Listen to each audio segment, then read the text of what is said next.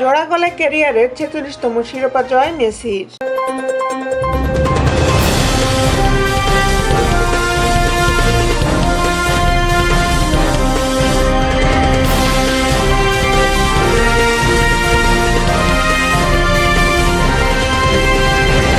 ফুটবলের মহাতারকা লিওনেল মেসির মুকুটে যোগ হলো আরেকটি পালক। লোয়ার.কম ফিল্ডে মেজর লিগ সরকারের বর্তমান চ্যাম্পিয়ন কলম্বাস ক্রুকে ৩-২ গোলে হারিয়ে নিজেদের ইতিহাসে প্রথমবারের মতো সাপোর্টার্স শিল্ড জিতল ইন্টার মিয়ামি।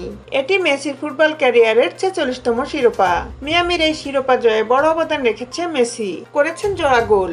অন্য গোলটি সুয়ারেজের। 32 ম্যাচে 68 পয়েন্ট পেয়ে সাপোর্টার্স শিল্ড ট্রফি জিতেছে মিয়ামি। 2020 সালে MLS এ পা রাখার পর এই টুর্নামেন্টে এটি তাদের প্রথম ট্রফি।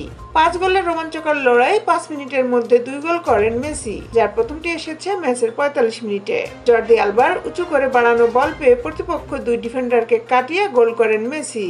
পরের গোলটি প্রথমার্ধে যোগ করার সময়ের 5ম মিনিটে। এবার ফ্রি কিকে চোখ ধাঁধানো এক গোল আর্জেন্টাইন খুদেরাজের। 2-0 গোলে পিছিয়ে পড়া কলম্বাস দ্বিতীয়ার্ধ শুরু হওয়ার 20 সেকেন্ড পরই একটি গোল শোধ করে। তবে 48 মিনিটে গোল করে দলকে আবারও এগিয়ে দেন সুয়ারেজ। 61 মিনিটে পেনাল্টি থেকে গোল করে ম্যাচ জমিয়ে তুলেছিল কলম্বাস। তবে 63 মিনিটে তাদের ডিফেন্ডার রুডি কামাচো লাল কার্ড পেয়ে মাঠ ছাড়লে বিপদে পড়ে দলটি। 10 জনের দল নিয়ে এরপর আর মিয়ামির সঙ্গে পেরে ওঠেনি কলম্বাস। 3-2 গোলে জিতেই শিরোপা উৎসবে মেতে ওঠে মেসির দল। খেলার আপডেট নিউজ পেতে আমাদের সাথেই থাকুন।